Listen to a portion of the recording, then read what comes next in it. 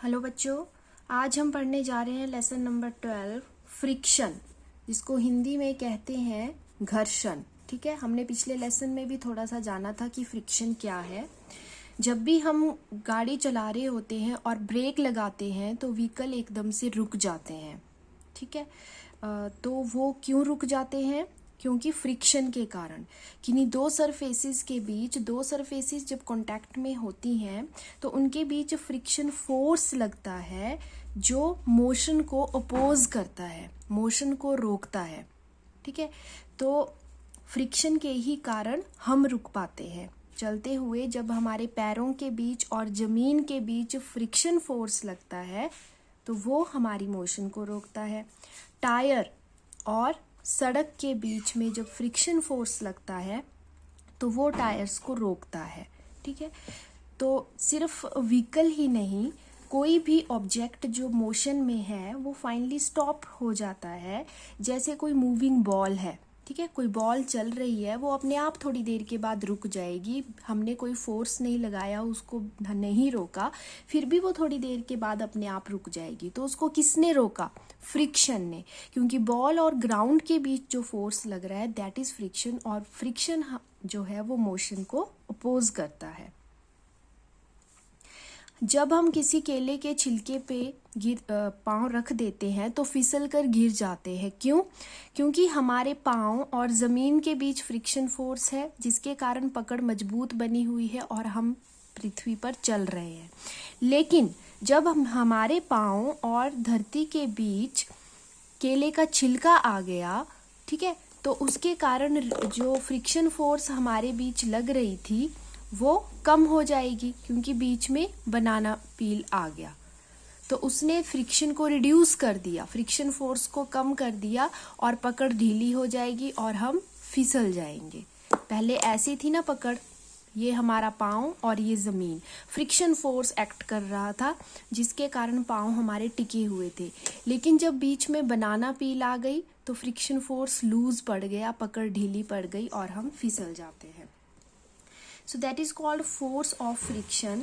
ठीक है, the friction acts, जैसे अगर हम बुक को, ये बुक है, इसको लेफ्ट साइड को फोर्स लगाते हैं या राइट साइड को फोर्स लगाते हैं तो फ्रिक्शन हमेशा लेफ्ट साइड को फोर्स लगाएगा। जिस डायरेक्शन में आप फोर्स लगाते हो फ्रिक्शन उससे उल्टी डायरेक्शन में एक्ट करता है और तभी तो मोशन को वो रोक पाता है। अगर आप फोर्स लेफ्ट साइड को लगा रहे हो, बुक को इस साइड को धक्का दे रहे हो, तो फ्रिक्शन इस साइड को अपोजिट डायरेक्शन में एक्ट करेगा और उसकी मोशन को रोक देगा। Now the factors affecting friction, ऐसे कौन से फैक्टर्स हैं जिनके कारण फ्रिक्शन अफेक्ट होता है, घर्षण को जो प्रभावित करते हैं? तो उसके लिए एक एक्टिविटी दी हुई है। आपने एक ईंट ली, ठीक है, उस ईंट को के साथ एक डोरी बांधी और उसके साथ आपने स्प्रिंग बैलेंस, ये स्प्रिंग बैलेंस है, ठीक है। स्प्रिंग बैलेंस एक डिवाइस होता है जो फोर्स को मेजर करने के लिए यूज किया जाता है। It is a device used for measuring the force acting on an object. ठीक है, तो हमने उसको खींचा ईंट को तो ये स्प्रिंग डाउन आएगी, ठीक है, और 20-30 जितना भी फोर्स लग रहा होगा वो हम मेजर कर पाएंगे। अब हमने उसी ईंट को एक पॉलीथीन बैग से रैप कर दिया और फिर जब हम उसको खिसकाएंगे तो वो इजीली खिसक जाएगा, है ना। ईंट को खिसकाना इजी होगा या पॉलीथीन से लिपटी हुई ईंट को खिसकाना इजी होगा? पॉलीथीन से लिपटी हुई वो इजीली खिसक जाएगी और हम देखेंगे कि उसको खींचने के लिए हमें कम फोर्स लगाना पड़ा, जबकि इस ईंट को खींचने के लिए हमें ज़्यादा फोर्स लगाना पड़ा। इसका मतलब ये हुआ कि जो स्मूथ सरफेस होती है, जैसे पॉलीथीन लगाने से सरफेस स्मूथ हो गई, तो स्मूथ सरफेस पे जो फ्रिक्शन है वो कम लगता है, जबकि जो रफ सरफेस होती है उस पे फ्रिक्शन ज़्यादा लगता है। तो इसके लिए एक एक्टिविटी दी हुई है, ठीक है, तो ये हम करके देखते हैं। जैसे ये बुक है, ठीक है,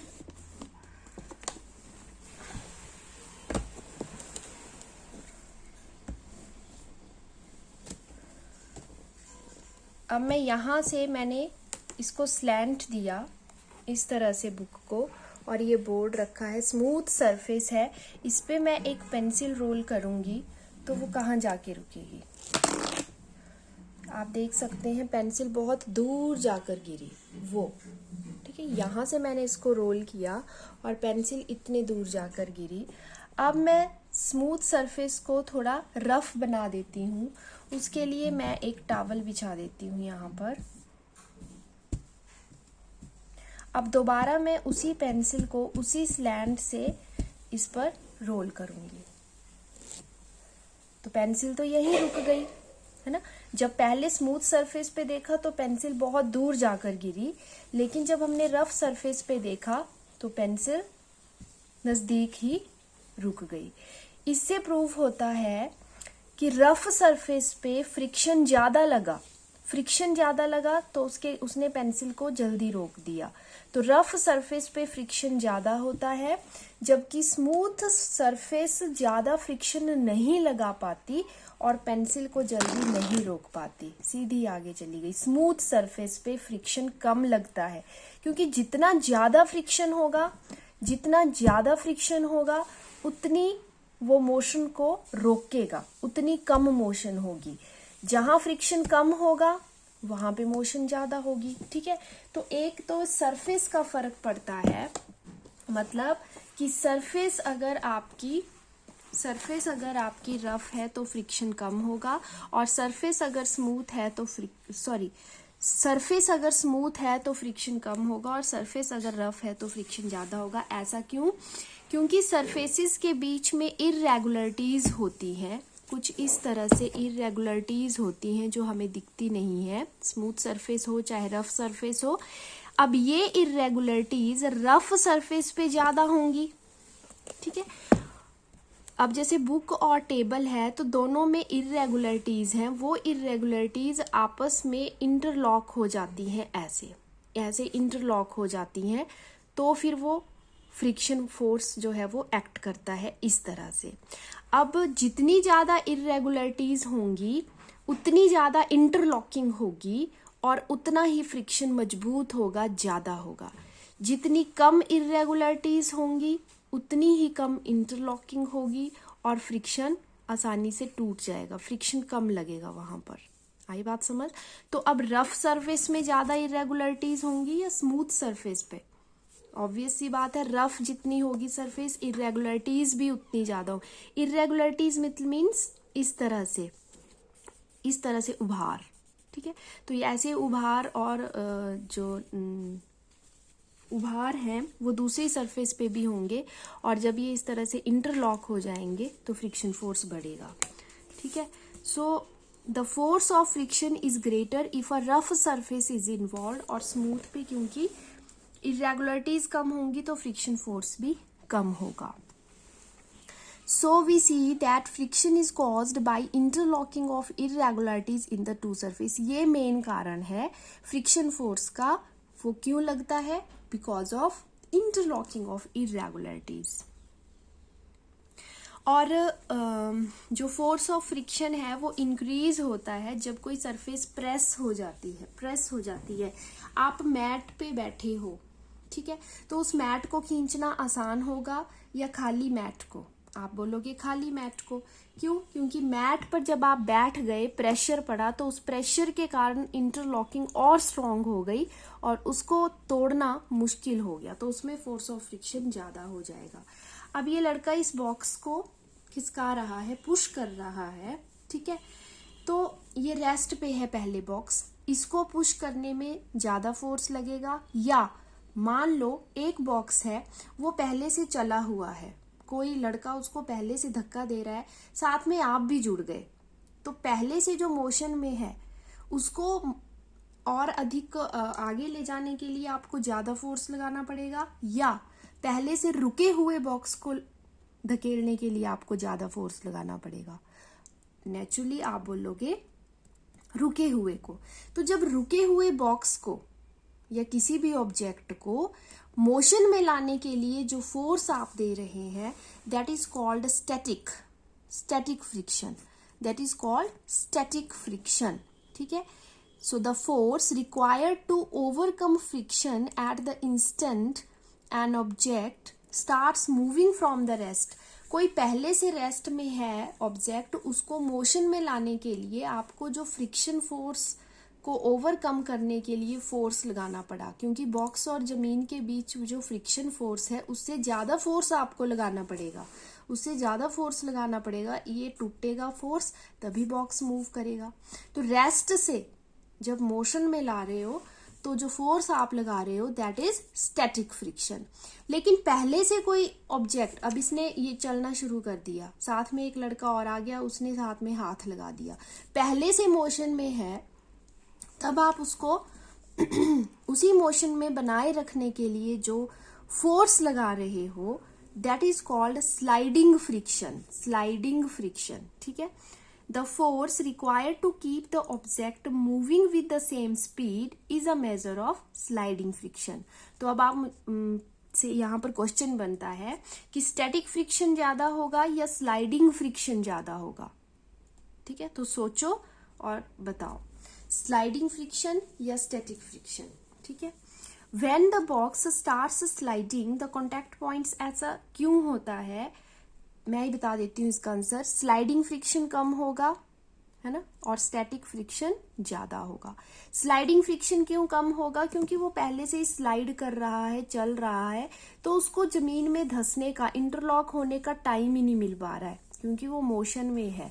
जब तक वो इंटरलॉक होना चाह रहा है तब तक आप उसको आगे फोर्स लगा दे रहे हो, तो इंटरलॉकिंग नहीं हो पा रही है, जिसके कारण स्लाइडिंग फ्रिक्शन कम ही रह जाता है।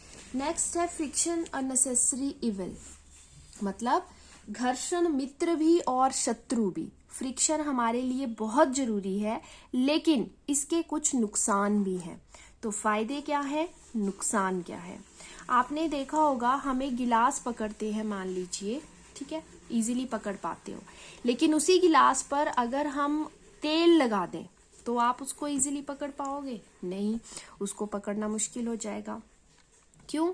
क्योंकि तेल लगाने से इंटरलॉकिंग कम हो गई, फ्रिक्शन कम हो जाएगा और पकड़ ढीली हो जाएगी।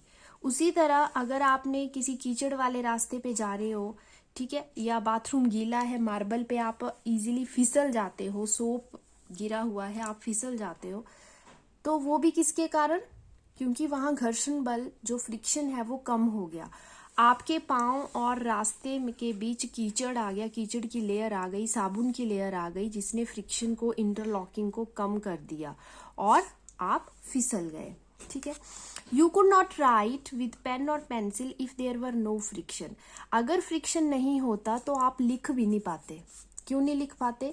हम लिख पाते हैं फ्रिक्शन के कारण, क्योंकि पेंसिल और पेज के बीच, पेंसिल की निब और पेज के बीच इंटरलॉकिंग हो रही है, फ्रिक्शन फोर्स लग रहा है, तभी हम लिख पा रहे हैं। तो ये एक तो ये फायदा है इसका, ठीक है। कोई भी ऑब्जेक्ट जो है वो चल पाता है फ्रिक्शन के कारण, रुक पाता है तो वो भी फ्रिक्शन के कारण। अगर फ्रिक्शन नहीं होता तो ना तो कोई ऑब्जेक्ट मोशन कर पाता, और ना ही अगर मोशन कर रहा है तो वो कभी रुक भी नहीं पाता, ठीक है। They could not be started, okay, motion कभी चेंज नहीं हो पाती, ठीक है। आप दीवार में एक कील तक नहीं लगा सकते थे अगर फ्रिक्शन नहीं होता। धागे में गांठ तक नहीं बांध सकते अगर फ्रिक्शन नहीं होता। फ्रिक्शन के बिना बिल्डिंग तक नहीं बना सकते। एक ईंट के ऊपर दूसरी ईंट तभी टिकेगी जब उनके बीच फ्रिक्शन होगा। तो फ्रिक्शन नहीं होता तो शायद ये दुनिया ही नहीं होती, क्योंकि बहुत से जो कंस्ट्रक्शंस हैं, चलना है, बैठना है, उठना है, लिखना है, हमारी बहुत सी एक्टिविटीज फ्रिक्शन पे ही डिपेंड करती हैं। So on the other hand friction is an evil, लेकिन साथ ही साथ फ्रिक्शन के कुछ दोष भी हैं, कुछ कमियां भी हैं। जैसे कि जूतों की सोल घिस जाना। जब जूते पुराने हो जाते हैं तो उनकी सोल फ्लैट हो जाती है, घिस जाती है, और तब हम फिसल कर गिर सकते हैं। तो वो फ्रिक्शन के कारण घिस जाती है सोल, क्योंकि सोल जब नई होती है तो उसमें बहुत सारे ऐसे रिजिज होते हैं, वो रिजिज जमीन के साथ इंटरलॉकिंग करते हैं और हमें गिरने से बचाते हैं। लेकिन धीरे धीरे फ्रिक्शन के कारण वो घिस जाती है, फ्लैट प्लेन हो जाते हैं जो आपके शूज की सोल है, तब फ्रिक्शन कम हो जाता है, इंटरलॉकिंग नहीं हो पाती और हम फिसल सकते हैं। फ्रिक्शन हीट प्रोड्यूस करता है, उसके कारण बहुत सी मशीनें खराब हो जाती हैं, उनके पुर्जे खराब हो जाते हैं। ठीक है, माचिस की तीली जलती है तो वो भी फ्रिक्शन के ही कारण जलती है, दोनों में जब फ्रिक्शन फोर्स लगता है। और तो ये इसके कुछ नुकसान हैं, टायर्स घिस जाते हैं, प्लेन ये रिजिस जो है वो फ्रिक्शन को बढ़ाते हैं, लेकिन जब टायर पुराने हो जाते हैं तो ये घिस जाते हैं और फ्रिक्शन कम हो जाता है। ठीक है, तो ये तो थे फ्रिक्शन के फायदे और नुकसान। क्या हम कुछ टेक्निक्स अपनाकर फ्रिक्शन को कम या ज्यादा कर सकते हैं? Increasing and reducing friction, of course कर सकते हैं। फ्रिक्शन को बढ़ाने के लिए ही टायर ऐसे बनाए होते हैं, जितने ज्यादा उसमें रिजिज होंगे उतनी ज्यादा सड़क के साथ इंटरलॉकिंग होगी और उतना ज्यादा फ्रिक्शन होगा। जब जरूरत पड़ेगी तो फ्रिक्शन फोर्स लगेगा और फिर हमें उस फ्रिक्शन फोर्स को ओवरकम करने के लिए गाड़ी को स्टार्ट करना पड़ेगा, ज्यादा फोर्स लगाना पड़ेगा ताकि आगे मूव कर पाए। तो ये फ्रिक्शन फोर्स को बढ़ाता है। तभी तो जब टायर घिस जाते हैं तो टायर चेंज कर लेने चाहिए, क्योंकि वो फिर खतरनाक हो सकता है, टायर के स्लिप होने के चांसेस रहते हैं। उसी तरह जूतों की सोल में भी रिजिज होते हैं, जिसके कारण फ्रिक्शन बढ़ता है। आपने कबड्डी प्लेयर्स को देखा होगा, कबड्डी प्लेयर्स जब कबड्डी खेलने जाते हैं तो हाथों में मिट्टी लगाते हैं। क्यों लगाते हैं मिट्टी लगाने से रफ हो गई सरफेस, रफ सरफेस पे मैंने बताया इंटरलॉकिंग ज्यादा होगी, तो वो दूसरे खिलाड़ी को हाथ को जब पकड़ेगा तो फ्रिक्शन ज्यादा लगेगा और स्लिप नहीं होगा। ठीक है, तो इसलिए वो जाने से पहले रेत लगाते हैं, हाथों पे मिट्टी लगाते हैं फ्रिक्शन को बढ़ाने के लिए। कैरम बोर्ड, जब आप कैरम खेलते हो तो बोर्ड पर आप पहले पाउडर छिड़कते हो, क्यों? फ्रिक्शन को कम करने के लिए, हम फ्रिक्शन को डिक्रीज कर सकते हैं, है ना, ताकि गोलियां जो है, आपकी गोटियां जो है वो इजीली मूव कर सकें, है ना, क्योंकि स्ट्राइकर जो है वो इजीली मूव कर सके, क्योंकि स्ट्राइकर के बीच और बोर्ड के बीच पाउडर की लेयर जब आ जाएगी तो इंटरलॉकिंग नहीं होगी और फ्रिक्शन कम होगा और वो दूर तक मूव करेंगी, है ना। तो हम फ्रिक्शन को कम करने के लिए पाउडर डालते हैं। पाउडर नहीं डालेंगे, रफ सरफेस रहेगी, फ्रिक्शन ज्यादा होगा, जब फ्रिक्शन होगा ज्यादा तो वो आगे मूव नहीं कर पाएगा स्ट्राइकर इजीली। फ्रिक्शन को रिड्यूस करने के लिए हम मशीनों में कई बार तेल डालते हैं, ग्रीस डालते हैं या ग्रेफाइट डालते हैं।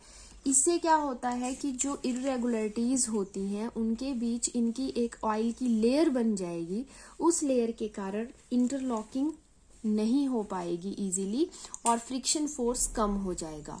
तो जो फ्रिक्शन को कम करने के लिए ये जो तेल हम डाल रहे हैं इनको बोलते हैं लुब्रिकेंट्स और लुब्रिकेंट्स के एग्जाम्पल हैं oil, grease, graphite. The substance which reduce friction are called lubricants. In some machines it may not be advisable to use oil. ठीक है, तो ये मशीन्स में यूज किया जाता है, लेकिन कुछ मशीनों में ऑयल की जगह रबर कुशन जो है वो एयर कुशन जो है वो यूज किए जाते हैं। एयर होती है उनके बीच में, तो वो भी फ्रिक्शन को रिड्यूस करती है। These are called lubricants. Wheel reduces friction, tyres जहां पर होंगे वहां रिडक्शन होगी फ्रिक्शन की। जैसे एक भारी अटैची है, सूटकेस है, उसको वैसे आप स्लाइड करोगे तो मुश्किल होगा, लेकिन अगर उसमें टायर लगे होंगे तो आप उसको इजीली कम फोर्स के साथ ही मूव कर पाओगे, क्योंकि टायर्स के कारण भी फ्रिक्शन कम हो जाता है। और जो टायर्स के कारण, गोल चीजों के कारण, जब कोई चीज गोल गोल चल रही है उस टाइप के फ्रिक्शन को कहते हैं रोलिंग फ्रिक्शन। दो हमने पहले पढ़े, एक हमने पढ़ा स्टैटिक फ्रिक्शन। स्टैटिक फ्रिक्शन मतलब जब किसी रेस्ट में है कोई ऑब्जेक्ट, खड़ा हुआ है, जैसे बॉक्स को धक्का देना, रेस्ट से मोशन में लाना, तो जो फोर्स लगा। सेकंड हमने पढ़ा स्लाइडिंग फ्रिक्शन। स्लाइडिंग मतलब कोई पहले से मोशन में है ऑब्जेक्ट, उसको और अधिक मोशन देने के लिए या उसी मोशन में बनाए रखने के लिए धक्का देना, है ना, पहले से मोशन में है, दैट इज स्लाइडिंग फ्रिक्शन। तीसरा हमने पढ़ा टायर्स के कारण रोलिंग फ्रिक्शन इसको कहेंगे। तो 3 टाइप के फ्रिक्शन, स्टैटिक, स्लाइडिंग, रोलिंग। तो ये क्वेश्चन कई बार आता है कि इनमें सबसे ज्यादा कौन होगा, सबसे कम कौन होगा, और उससे कम कौन होगा, और सबसे कम। तो जाहिर सी बात है, मोशन में किसी रेस्ट में ऑब्जेक्ट को मोशन में लाने के लिए सबसे ज्यादा लगाना पड़ेगा फोर्स। तो स्टैटिक सबसे ज्यादा, उससे कम स्लाइडिंग, और सबसे कम रोलिंग फ्रिक्शन, सबसे कम रोलिंग फ्रिक्शन। तो इसीलिए पंखों में जो बॉल बेयरिंग लगाई जाती हैं वो फ्रिक्शन को रिड्यूस करने के लिए ही लगाई जाती हैं, क्योंकि उनमें रोलिंग फ्रिक्शन होता है, तो उसके कारण वो पुर्जे पंखों के कम घिसते हैं। फ्लूइड फ्रिक्शन क्या है, तो केवल सॉलिड सरफेसेस ही नहीं फ्रिक्शन लगाती, बल्कि वाटर और एयर भी फ्रिक्शन लगाती है, and that is called fluid friction. क्योंकि साइंस में वाटर और लिक्विड को फ्लूइड्स कहते हैं, गैसेस, लिक्विड्स जो भी हैं उनको फ्लूइड्स कहते हैं। तो उनके द्वारा जो फ्रिक्शन लगाया गया, that is called fluid friction, sorry, that is called drag. Friction force exerted by fluids is called drag, very important, इसको अंडरलाइन कर लो। एयर और वाटर जब फ्रिक्शन लगाते हैं तो उस फ्रिक्शन को ड्रैग कहते हैं। उसी फ्रिक्शन के कारण तो एयर में मोशन कम होती है, पानी में मोशन कम होती है, ठीक है, तो क्योंकि वो भी फ्रिक्शन फोर्स लगाते हैं। तो एयर जो है वो ज्यादा फ्रिक्शन ना लगाए। अब एयर एयर जो है वो बहुत अधिक फ्रिक्शन लगाती है, तब तो एयर में एरोप्लेन मूव ही ना कर पाए, लेकिन वो ज्यादा फ्रिक्शन ना लगा पाए, इसीलिए एरोप्लेन की जो शेप है वो बर्ड की तरह बनाई गई है, पक्षी की तरह बनाई गई है। क्यों? ऐसी शेप होगी तो जो एयर है वो आसपास से निकल जाएगी और केवल इतने एरिया पर ही फ्रिक्शन लगा पाएगी, तो उससे ज्यादा फर्क नहीं पड़ेगा। अब सोचो अगर प्लेन ऐसी शेप का हो और वो आगे मूव करे, तो कितने एरिया पर, इतने ज्यादा एरिया पर एयर फ्रिक्शन लगाएगी, ज्यादा फोर्स लगेगा और वो मूव नहीं कर पाएगा। सिमिलरली जो बोट होती हैं, पानी में बोट चलती हैं, उनकी शेप भी मछली की तरह बनाई होती है, क्योंकि मछली की बॉडी भी ऐसी होती है कि पानी इधर उधर से निकल जाता है, केवल थोड़े से एरिया पर पानी जो है वो फ्रिक्शन लगा पाता है, तो वो इजीली मूव कर पाती हैं। तो इसीलिए दैट इज कॉल्ड ड्रैग। जो फ्लूइड फ्रिक्शन है दैट इज कॉल्ड ड्रैग। तो यहाँ पर आपका लेसन होता है खत्म। Thank you.